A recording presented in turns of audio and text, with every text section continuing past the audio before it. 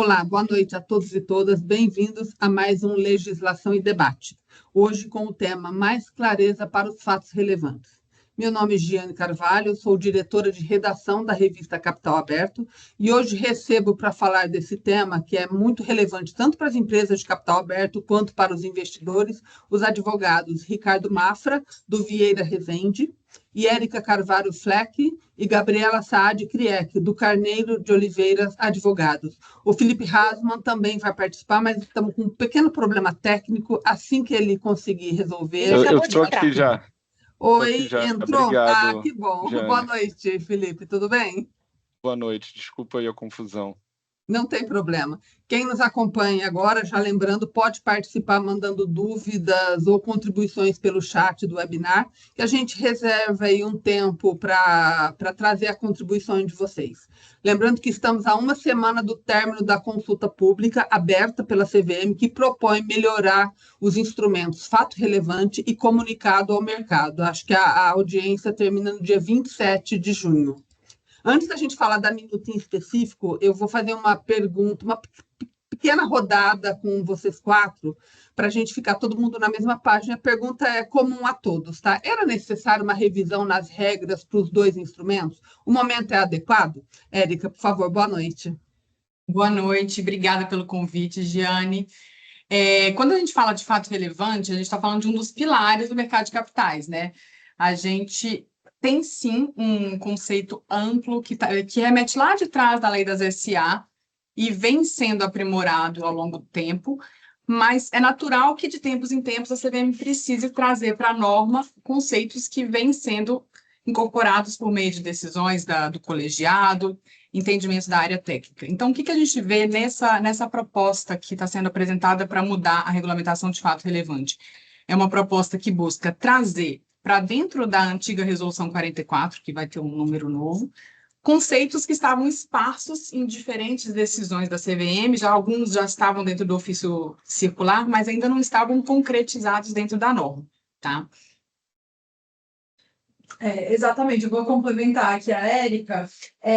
E aí, quando tem esses entendimentos, né, de forma consolidada, como fato relevante e recorrente às decisões da CVM, enfim, quando a gente consegue consolidar esse entendimento, faz sentido que isso seja trazido para a norma, né? Faz sentido que a gente consiga unificar esse entendimento da CVM, que, enfim, quem trabalha com isso está acostumado a pesquisar, mas faz sentido para todos os participantes do mercado, tem uma norma, o entendimento vai pacificado da CVM sobre esse tema.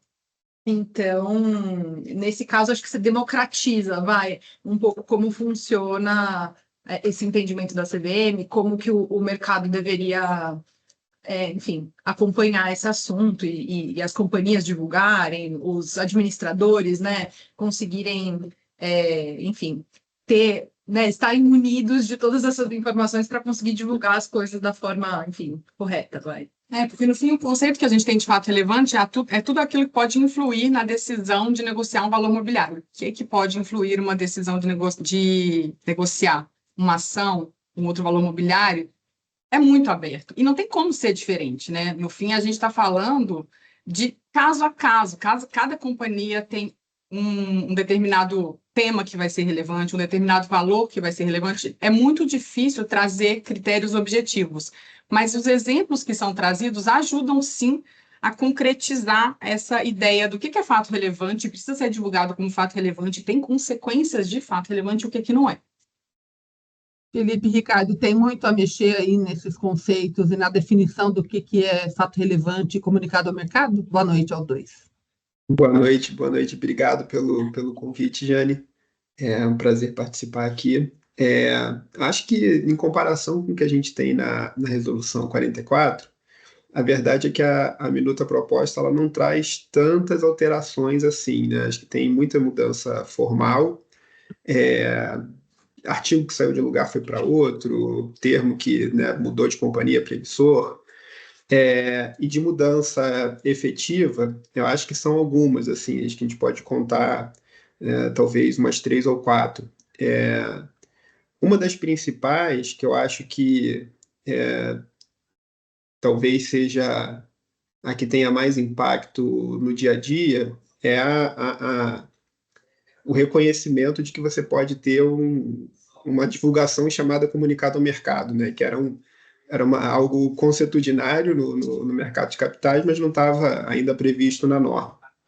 Mas mesmo com esse reconhecimento que foi, acho que importante, né? Dar mais segurança para consolidar essa prática que já existia, na verdade é que a definição trazida pela norma foi um pouco genérica, né? Então, assim, mudou muita coisa, mas também não mudou muito. Mas mesmo assim, acho que a mudança é importante, acho que tem alguns pontos também que vieram para reduzir o custo de observância, né? Principalmente aquela questão lá do prazo de 3 dias para divulgação de posições relevantes sem intenção de alterar controle, né? Que acho que a gente vai falar um pouco mais. Mas acho que o meu balanço geral seria isso, assim, são algumas mudanças pontuais dentro de uma nova norma que está vindo, né, substituir por completo em função de ajustes formais que têm que ser feitos. Felipe? Eu concordo com eu e o Ricardo, né, analisando aí a norma, a gente já tinha falado sobre isso e eu tendo a concordar com o que ele está trazendo, né, e ao mesmo tempo também concordo com o que a Eric e a Gabriela trouxeram. De fato, teve vários ajustes que estavam em diferentes, né, regras, e acho que eles merecem ser consolidados. Faz sentido, né, do ponto de vista de de comunicação com o mercado, né, e entendimento, né, do que é necessário para as áreas de relações com investidores. Eu acho que isso faz sentido estar consolidado. Agora, eu tenho também dúvidas se era necessário uma reformulação, uma criação de uma nova norma. Mas, enfim, acho que o mais importante é a gente ter uma boa regra, né? Eu acho que e aí que a gente tem que mirar e acho que a gente está no caminho certo. Falando aí já da minuta, o Ricardo antecipou um pouco, que é essa questão são 3 eixos principais, né? Um deles é esse que amplia o prazo para divulgação de participação relevante quando o investidor alcança um determinado percentual dos papéis, desde que não tenha o foco em assumir o controle. Por que isso é importante, Felipe ou Ricardo, quem quiser responder? E o que propõe a nova resolução que a CVM está propondo aí, ouvindo o mercado? Quer começar, Ricardo? Se quiser. Não, pode começar, pode. Eu acho que acho que a grande questão assim, do ponto de vista do aumento de participação para o minoritário, acho que o lado mais relevante é justamente você saber o impacto que aquilo vai ter sobre a companhia, né? A partir do momento que eu tenho um aumento de participação por um acionista, de um lado, se é uma companhia sem controlador, se é uma companhia com controlador definido, isso talvez não tenha um impacto tão grande. Se é uma companhia sem controlador definido, isso pode ter um impacto bem maior, porque você pode começar a ter uma efetiva transformação dentro da administração, né? Quando mesmo em companhias com controladores, para ser justo, né, você também pode ter algum impacto, a eleição de um conselheiro independente, mas, de forma geral, talvez não seja uma reviravolta completa, né?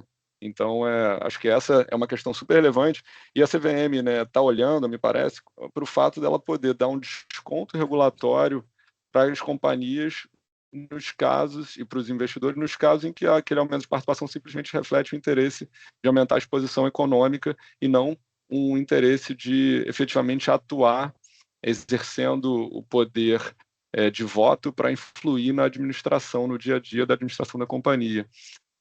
Então, acho que tem esses dois lados, né, que tem que ser sopesados.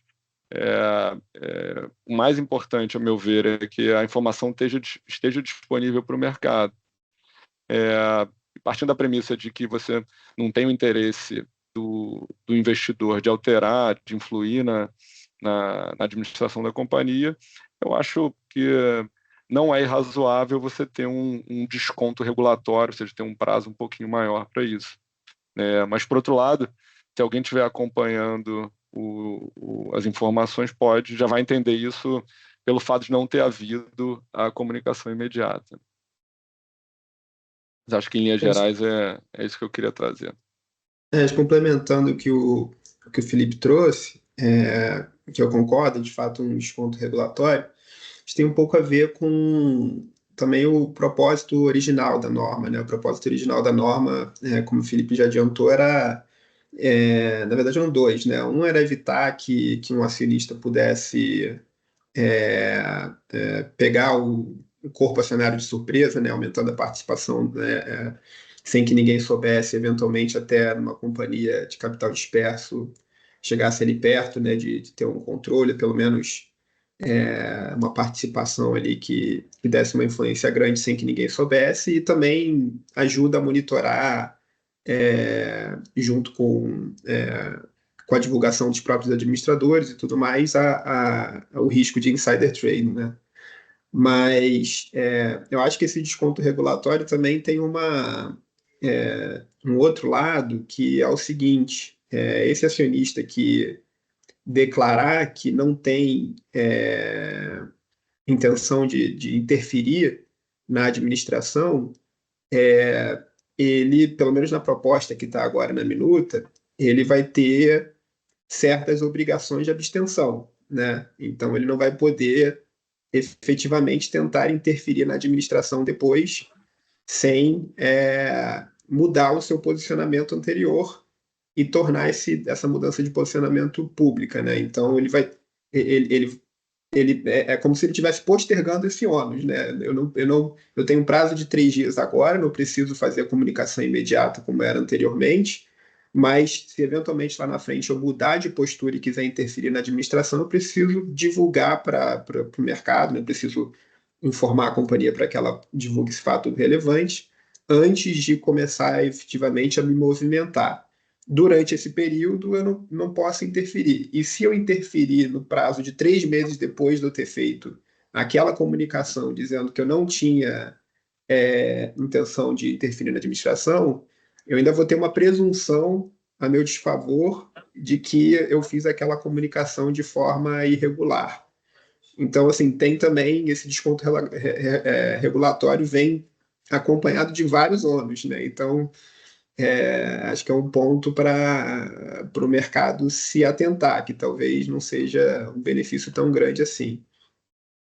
A visão de vocês, esse ônus aí que você tá relatando, né, que está na proposta da CVM, tem capacidade para coibir práticas, não vou chamar de abusiva, mas práticas não tão positivas para a governança e para a transparência das empresas? Do jeito que está lá, né? Da forma como está. É possível que sim, porque é um incentivo grande para você. Porque assim, qual é o propósito, pelo menos pela minha leitura, né? É evitar que um acionista diga para a companhia que ele não tem intenção de interferir na administração, quando na verdade ele tem essa intenção, né? Então, na regra atual da 44, você diz se você tem intenção de interferir na administração ou não, no momento em que você divulga o aumento de participação, redução de participação de acordo com a norma. E depois você não precisa mais falar nada. Se você mudar de postura lá na frente, tudo bem. Agora a gente vai ter uma espécie de controle. Então, acho que o objetivo da norma é permitir o controle desse posicionamento do acionista ao longo do tempo, né? E dentro disso veio esse desconto regulatório de 3 dias. Acho que é uma forma efetiva de fazer esse controle da postura do acionista e da mudança dessa postura ao longo do tempo. Eu só tenho minhas dúvidas se algumas dessas regras foram duras demais, né? Como, por exemplo, essa questão da presunção. Acho que a presunção que a gente tem no regime do insider trading, por exemplo, tem várias presunções, são presunções que têm fundamentos econômicos na jurisprudência e tudo mais. Essa presunção que foi trazida dos 3 meses me pareceu um pouco aleatória, um pouco dura demais, faz uma inversão do ônus da prova, né? Então, acho que uma reflexão se esse ônus não é proporcional ali dentro do que se tentou fazer. Inclusive, Jane, eu vou só aproveitar aqui o que o Ricardo está falando. Esse é até um ponto que a CVM coloca no edital como um ponto que ela gostaria de receber contribuições, porque, de fato, 3 meses é algo assim. Me parece que ela está acompanhando operações que estão acontecendo e eventualmente viu que esses 3 meses podiam ser algo que estava acontecendo, sabe? Assim, porque realmente me parece um pouco aleatório, usando o mesmo termo que o Ricardo colocou. Então, no nosso ponto aqui, na nossa visão, a gente também estava discutindo isso. Esse ponto dos 3 meses realmente é algo assim a se pensar. Por que a CVM pensou nos 3 meses? Eles até colocam lá no edital que eles queriam dar uma previsibilidade para não deixar isso solto na norma, mas realmente é algo a se pensar mesmo. Não sei se faz tanto sentido mesmo essa presunção, porque no fim é caso a caso, né? Se aconteceu algo um mês depois de que o acionista divulgou o objetivo de não alterar a estrutura administrativa ou o controle, acontece alguma coisa, convoca uma assembleia para mudar completamente, não uma convocação deste mesmo acionista, de um outro. Ele pode, no dia seguinte, mudar de opinião e querer agora influenciar a estrutura administrativa. Com a nova proposta, ele vai ter que divulgar que mudou de opinião, de objetivo, vai. Mas o fato é que essa presunção, ele vai ter que se mover, se a CVM vier atrás dele, para comprovar que, de fato, ele teve uma justificativa. Daí, talvez fosse o caso de caso a caso a CVM analisar e não ter essa presunção, né? Pois é, até pegando esse gancho, né, eu não comentei isso no início, acho que do ponto de vista de enforcement, eu estou curioso para saber como isso, né, não só tem um lado de como isso vai ser apurado, né, mas tem um lado também de quem seria o responsável, qual seria o tipo de punição, né? Porque se você atribui enfim, óbvio, você tem uma regra, a obrigação de divulgação é do RI, né? Mas se o acionista mudar de ideia, né, como é que vai ser esse enforcement disso e qual seria, que tipo de punição, como que a CVM vai dosar isso, né? E, enfim, acho que é um ponto aí, um ponto de dúvida aí para frente. Antes de passar ao próximo tópico, eu vou fazer uma pergunta que está aqui no chat. Como a CVM vai apurar se a intenção do acionista é influenciar a administração da companhia ou não? O mero exercício do voto na Assembleia, por exemplo, não é uma forma de exercer essa influência? Aí, quem quiser responder. Eu acho que o que a CVM está buscando, né, como é uma autodeclaração, acho que o exercício de voto propriamente não deveria cair nessa simplesmente, por exemplo, eu vou seguir a proposta da administração. Normalmente, quando é convocado uma assembleia, você tem uma proposta da administração para um determinado tempo. Agora, um outro cenário é quando eu tenho um acionista trazendo um nome, apresentando alguma proposta alternativa. Então, se o acionista quer indicar alguma pessoa especificamente, que ele vai pedir para manifestar voto, para trazer uma outra pessoa, eu já acho que aí a gente já está chegando fica mais claro que ele vai estar atuando para alterar a administração como ela é hoje, né?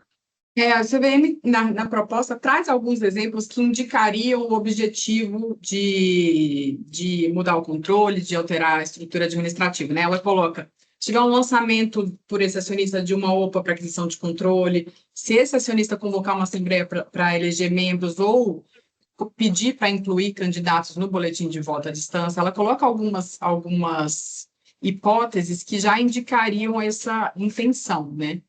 Além das hipóteses que indicam, ela também coloca as hipóteses que não se presume que é uma alteração de controle ou de estrutura administrativa. Então, ela coloca os dois para tentar, acho que, dar um norte, do que é presumido, do que não é presumido, enfim, com algumas situações que, enfim, a OPA para lançamento de aquisição, né, lançamento de OPA para aquisição de controle faz bastante sentido, mas, enfim, daí ela coloca algumas outras situações que talvez não fossem tão óbvias, vai. Sim. Por exemplo, exclusão ou mudança de poison pill passa a ser uma presunção de que você quer alterar o controle. Você pedir a inclusão disso, mas se você votar nisso porque um acionista incluiu isso, você solicitou a convocação, isso foi colocado em pauta, não significa que você tem o objetivo de alterar. É só se você, por iniciativa sua, pedir que isso seja objeto de deliberação em uma assembleia.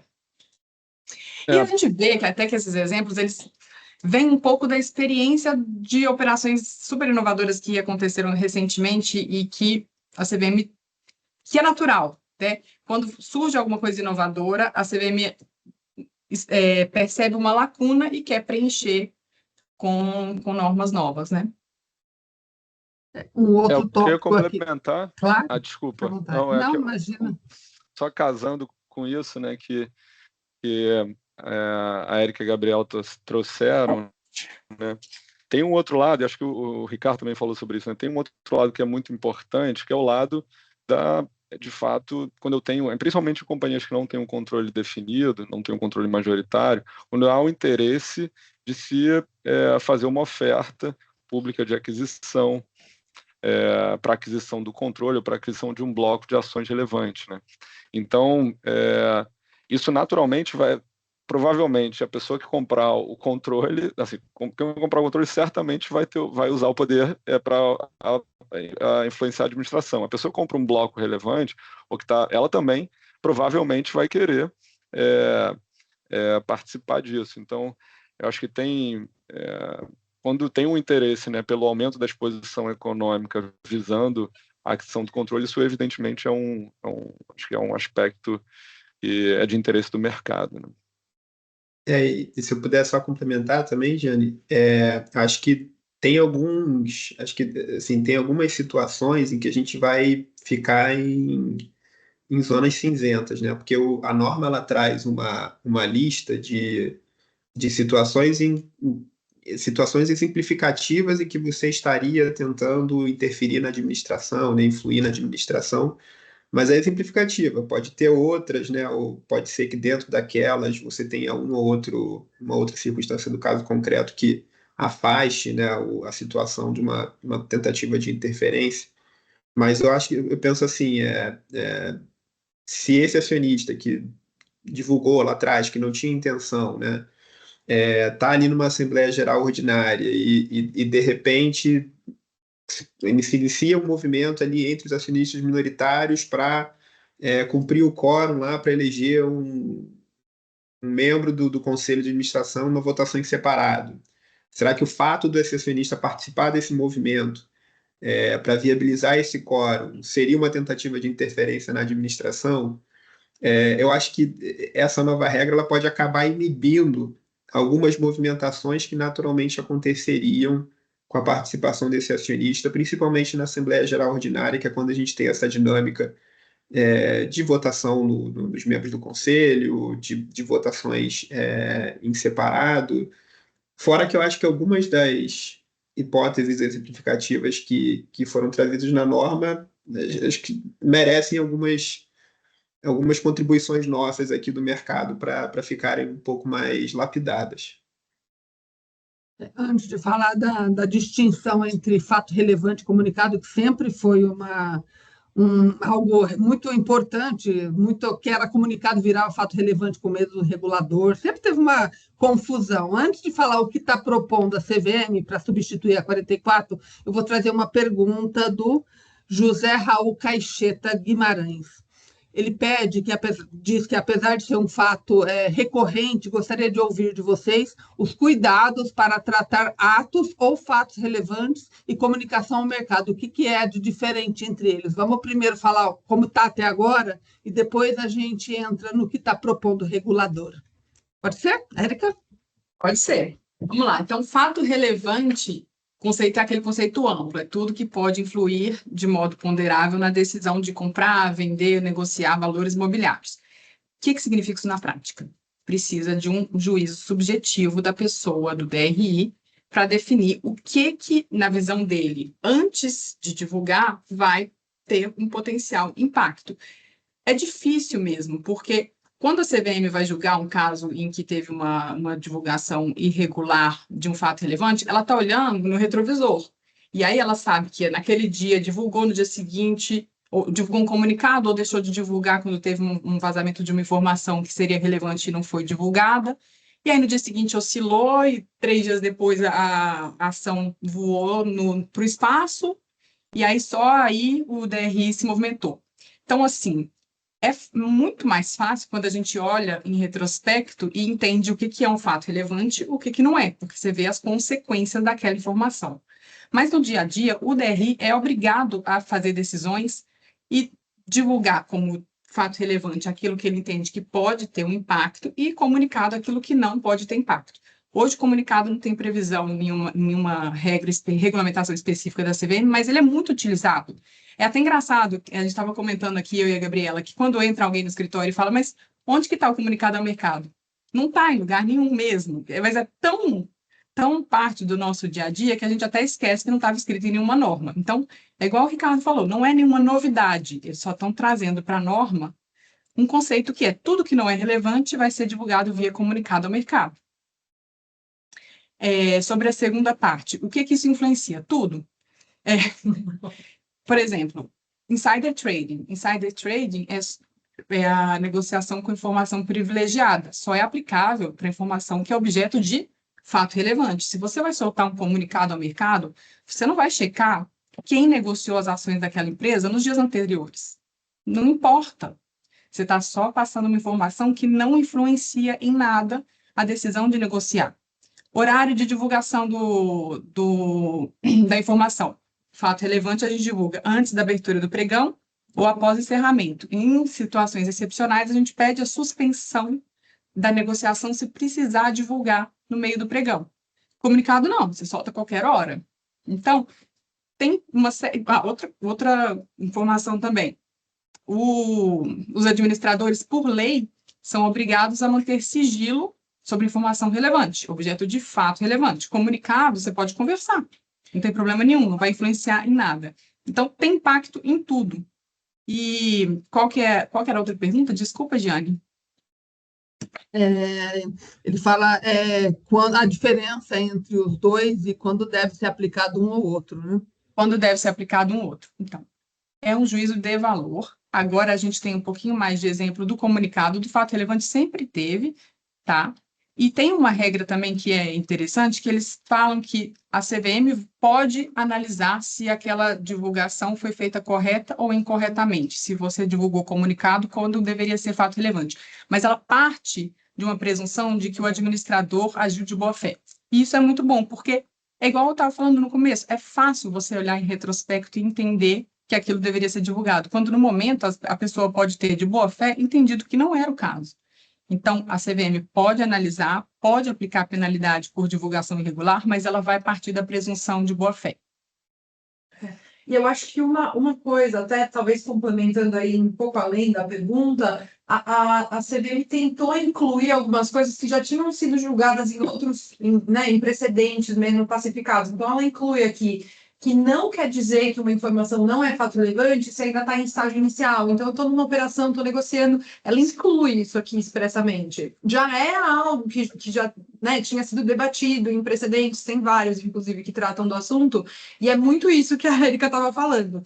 Lá na frente, quando você foi julgar, era muito fácil, né? Foi fácil você ver que aquilo lá deveria ter sido divulgado. Então, a partir do momento que você coloca isso na norma, eu acho que cria uma situação de, pelo menos, a administração dar uma olhada em que fase que eles estão, o que de fato, né? Quais são as condições para esse negócio se concretizar, quais são os cuidados que eu preciso ter, ter todos aqueles cuidados que vários presidentes da CVM também falam, de manter controle de todas as notícias que estão saindo, qualquer coisa que apareceu no mercado, né, tem que ter um departamento aí de relações com investidores extremamente diligente nesse tipo de situação, porque, enfim, é o que a gente vê, enfim, tem muitas decisões da CVM sobre isso, irregularidade nesse tipo de divulgação, né? Então, eu acho que tem uma tentativa, embora não seja uma mudança significativa, igual o Ricardo muito bem pontuou, eu acho que tem uma tentativa da CVM de tentar incluir na norma algumas coisinhas que já estavam sendo debatidas em decisões do colegiado. Ricardo, a avaliação de vocês aí do escritório sobre especificamente esse item, né, fato relevante, comunicado ao mercado, fica mais claro agora com o que está sendo proposto pela CVM? Eu acho que fica mais claro, embora seja aquela questão, isso que a gente já falou, fica mais claro que você democratiza, você coloca numa norma tudo que já estava no ofício circular, que já era meio prático do mercado, um senso comum. Mas se de fato vai fazer uma mudança significativa na hora de avaliar se determinada operação é fato relevante ou comunicado ao mercado, eu acho que continua sendo muito caso a caso. Não tem jeito, acho que é da própria natureza do fato relevante, enfim, né, dessas operações mesmo. Fica claro que existe o comunicado a mercado agora, isso está claro, está sacramentado, mas a distinção e a fronteira, né, entre os dois ainda é muito, como a Erika falou, um juízo subjetivo de quem tem que fazer a divulgação. Tem alguns exemplos ali, acho que me deram 3, 4 exemplos, mas assim, são exemplos que vão resolver a maior parte dos casos que vão surgir.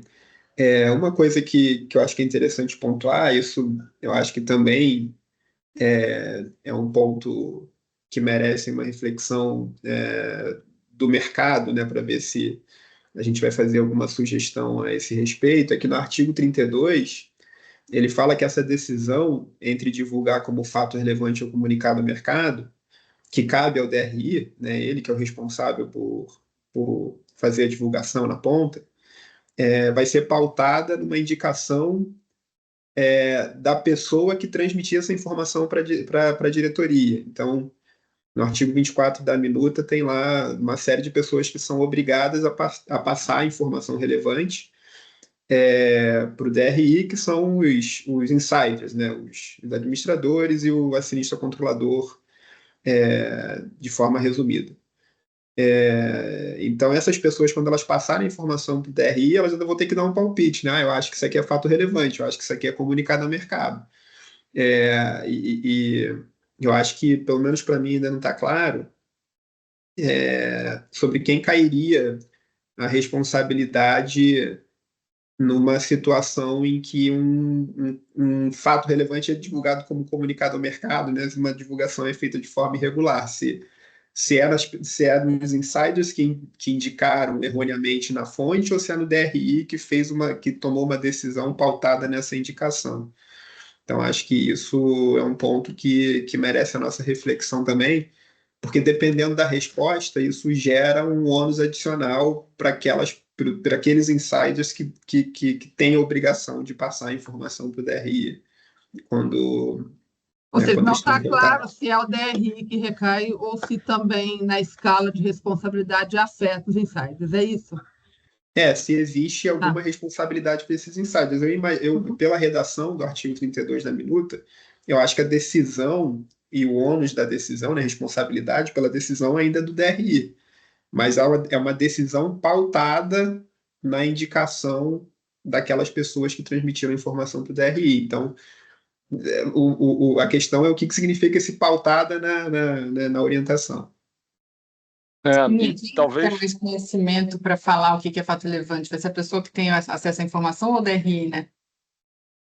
Ou seja, ficou ainda muito subjetivo, assim, por mais que o regulador tente fechar as arestas, ainda tem um quê de subjetividade dessa decisão, é isso? E acho que é natural isso, Jane. Acho que é natural. Isso acho que não dá para mudar, né? Mas por outro lado, acho que a pergunta aí do José Raul era, né, cuidados para tratar isso. Acho que do ponto de vista, se você é o DRI, se você é da área de RI, você tem que tomar essa decisão. Se você quer ser mais conservador, a tendência é você divulgar, porque assim você vai estar protegendo, né, a companhia, por um lado, né, e os investidores, por outro, na medida em que aquilo deixa de ser confidencial, passa a ser divulgado adequadamente, e eu elimino aí o risco de insider, né? Mas enfim. Sim. Não, e esse ponto Deixo que você aqui essa minha colocou, última manifestação. Não, é bem interessante, porque existe uma decisão bem antiga, agora eu não vou lembrar nem de que ano que é, mas é bem antiga, que foi a única no qual um DRI foi responsabilizado por divulgar um fato relevante, que era um comunicado, que é as Ao avessas. contrário? Bem antigo. Desde então, não se tem notícia disso. Você pode divulgar fato relevante e, se não for relevante, no máximo as pessoas vão desconsiderá-lo. Teve recentemente uma decisão, mas aí é diferente, né? Foi um fato relevante que foi divulgado um boato sobre um investimento de um investidor estrangeiro relevante que estaria investindo na empresa, e aí o DRI soltou um fato relevante, era um boato.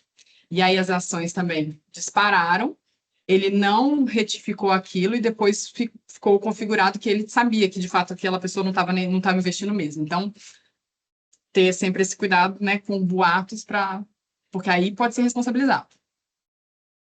Chegou uma pergunta aqui da Érica Porfírio, eu vou passar a vocês. Vocês acham que esta mudança em definições de fato relevante e comunicado ao mercado tem algum impacto em operações de M&A? E pensando nos investidores, acreditam que essa diferença entre fato relevante e comunicado ao mercado tem algum impacto relevante aí para o investidor na ponta final? Eu ia falar, bom, para o M&A, eu acho que, assim, sim, à medida que a CVM, né, incluiu na norma coisas que já, situações que já estavam classificadas em decisões do CVM. Então, por exemplo, isso que eu comentei, dela ter incluído na definição de fato relevante que negociações iniciais ou algum contrato que ainda esteja sob algum tipo de condição, isso ela coloca que não necessariamente deixa de ser fato relevante. Então, esse é o tipo de cuidado que precisa ter no operação de M&A. Então, você está em negociações iniciais, a informação escapou, isso pode ser um fato relevante. Segundo a CVM, inclusive, as negociações iniciais podem configurar um fato relevante. Então, eu não tenho nenhum MOU, eu não tenho nada assinado.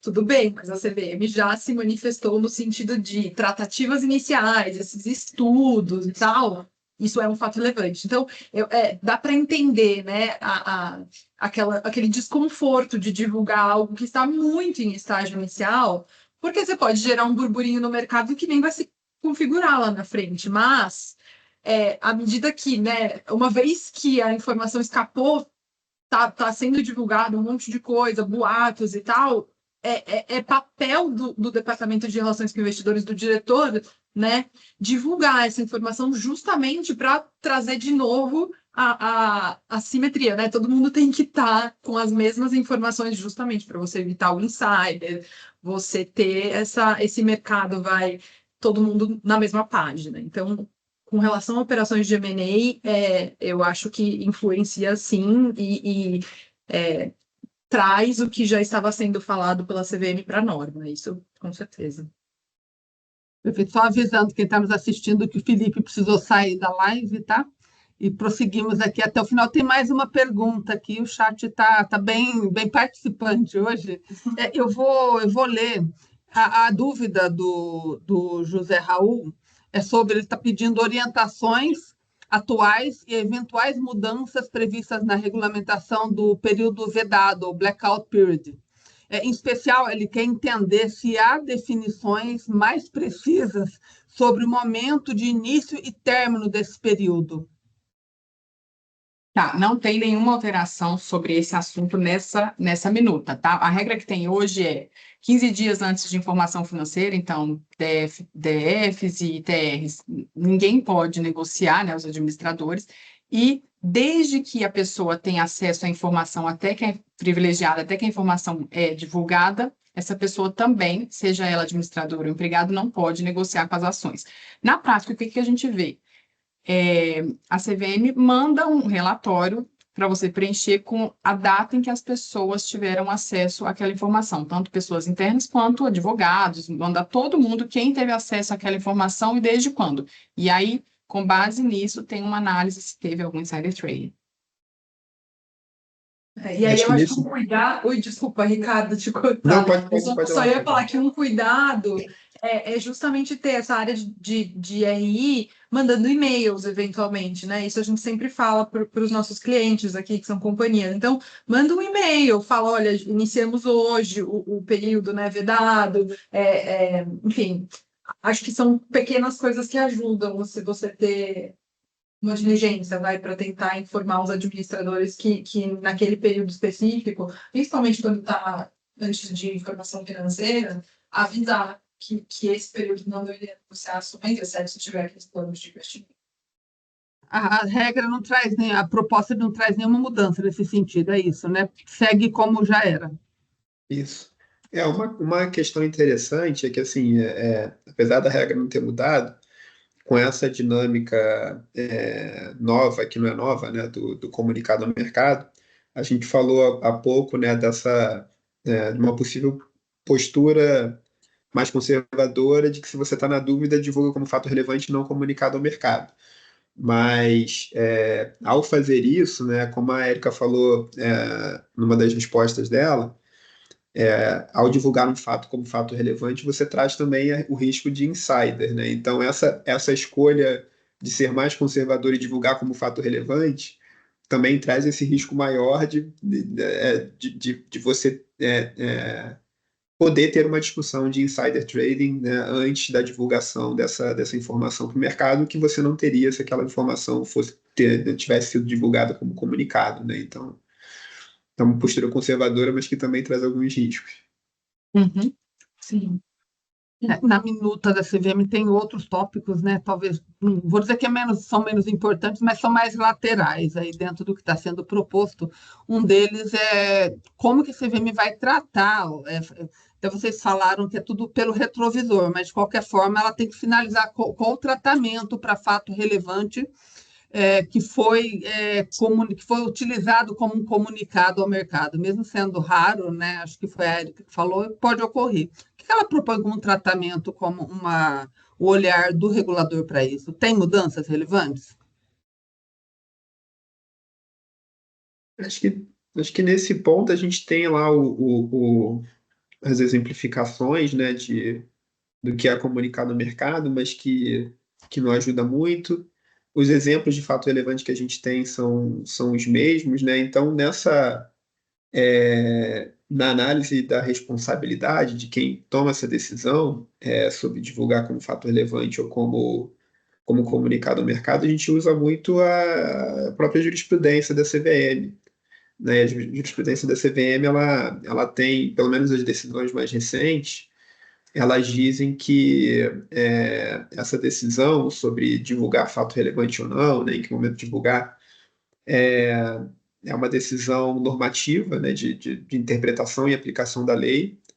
Portanto, ela não seria protegida pela Business Judgment Rule, porque a CVM poderia analisar o mérito dessa decisão, mas, ao mesmo tempo, a CVM reconhece que muitas vezes o administrador toma essa decisão em um cenário de incerteza, e tendo que decidir ali no calor do momento, sem muito tempo, né, para tomar aquela decisão. Então, existe uma deferência muito grande à decisão que o administrador toma, né? Então, contanto que essa escolha entre divulgar como fato relevante ou comunicar no mercado tenha fundamentação, e tenha sido uma decisão razoável, né, a CVM tende a respeitar, justamente para não ficar nessa situação de ficar olhando pelo retrovisor, né, e julgando o que a pessoa deveria ter feito, já sabendo de fatos que essa pessoa não sabia na época, né? Então, o critério é mais ou menos o mesmo, mas isso é mais com base na jurisprudência do que na norma.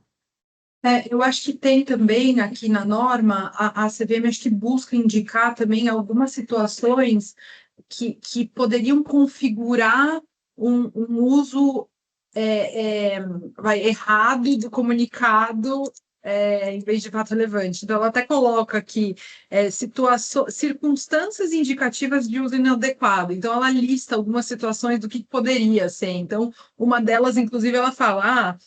você divulgou como comunicado ao mercado uma informação que no passado você já tinha divulgado como fato relevante. Então, isso poderia ser um indicativo de uma comunicação errônea, da forma irregular. Então, ela tenta colocar aqui na norma algumas situações que podem dar um norte para as companhias, mas acho que é bem o que o Ricardo falou, concordo com o Ricardo aqui. Acho que é bem pautado nos precedentes que a gente usa de exemplo mesmo. Tem mais algumas questões aqui do chat, tá? Eu vou passando para vocês. Uma é do Danilo Beltrão. Ele pergunta: boa noite, excelente debate, a gente agradece. A regra de olhar para a resolução 44, critério objetivo, e olhar para a situação fática, critério subjetivo, ainda é aplicável? Acho que vocês falaram um pouco disso, né? Sim, não tem como ser diferente, porque é aquilo, o conceito de fato relevante tem que ser aberto, porque para cada empresa ele é uma coisa. Para uma empresa, 50 milhões é um fato relevante, para a outra é do dia a dia dela. Então, se eu vou colocar um valor que acima disso é fato relevante, não faz sentido. Matéria, pode ter exemplo, a gente já tem os exemplos que já estão na 44, mas cada empresa tem uma coisa que vai ser relevante e que vai estar fora da lista, e a maioria das coisas estão fora da lista mesmo, e não tem como ser diferente, porque é do caso a caso. Cada companhia tem a sua característica, o que é o seu normal e o que é o seu extraordinário. E aí o extraordinário que pode ser o relevante, né? E eu acho que a CVM não tem nem como regular, né? Setor de atuação, assim, são muitas. Então, é muito difícil você colocar na norma. Eu acho que nem é o ideal se você for pensar em termos de legislar mesmo. Não tem como a gente prever tudo, todos os setores de atuação, tudo que pode ser relevante para cada companhia. Então, manter a lista exemplificativa ajuda a dar o norte, mas é impossível você colocar tudo numa regra, numa norma. Pode falar, por favor, E é Ricardo. importante ser coerente, né? Acho que foi trazido esse ponto, é importante ser coerente com o que você fez no passado, né? Então, se algo era relevante, ou se é um desdobramento de um fato relevante, né? Já é algo que você precisa levar em consideração. Mas fato relevante é aquele tipo de fenômeno, né? Que ninguém sabe descrever, mas quando você bate o olho, você consegue reconhecer. Então, Uma sensação, não? não tem como colocar Bate diferente. não tem como colocar uma descrição fechada ali na norma, porque vai ficar muita coisa de fora. Tem só mais uma dúvida aqui do chat, que não é sobre a proposta de mudança, mas sobre a 44 ainda, que é se a política de divulgação de fato relevante deve ser seguida a rigor por empresas registradas categoria A ou B, balcão, ou apenas listadas com ofertas de ações, e se há na nova norma alguma mudança nesse sentido. Política de divulgação ou de negociação? Divulgação. Deixa eu pegar. Eu acho que a de divulgação teve uma mudança, mas não nessa agora. Porque a de negociação é só para a categoria A, não é? Uhum. Não, a de negociação é para todas, a de divulgação é só para a categoria A, listada que tem ação listada em mercado. Então, para todo mundo que seja categoria A ou B, precisa de ter a política de negociação. A política de negociação, na prática, ela já traz muito daquilo que já está na própria regulamentação. Normalmente não tem muita inovação por parte das companhias, né? E assim, as companhias têm que seguir o que está na sua própria política. Alguém quer acrescentar algo? Eu acho que é isso mesmo. A gente já está aí se aproximando do final, e eu queria aproveitar para vocês passarem uma última mensagem aí do que a gente pode esperar. Claro que a CVM ainda está recebendo as contribuições, vai analisar, tem uma esteira ainda a ser percorrida. Mas dentro do que vocês avaliaram, do que está sendo proposto, e também das contribuições que eu imagino que os dois escritórios vão mandar, se vai ficar de fato melhor o que é um, o que é o outro, fato relevante, se de fato esse ambiente para a comunicação das empresas, dos RIs, com investidores e o mercado em geral, se melhora com as propostas que estão lá. Ricardo, começa? Claro, eu acho que veio para melhorar, acho que o balanço é esse. Acho que o principal objetivo é reconhecer algumas práticas que já aconteciam, né? Acho que não vai ser uma daquelas normas como foi a 160 de ofertas ou a 175 de fundos, que mudou tudo e todo mundo teve que se adaptar e ainda está se adaptando, né? No caso da 175, acho que vai ser uma alteração muito mais pontual e suave.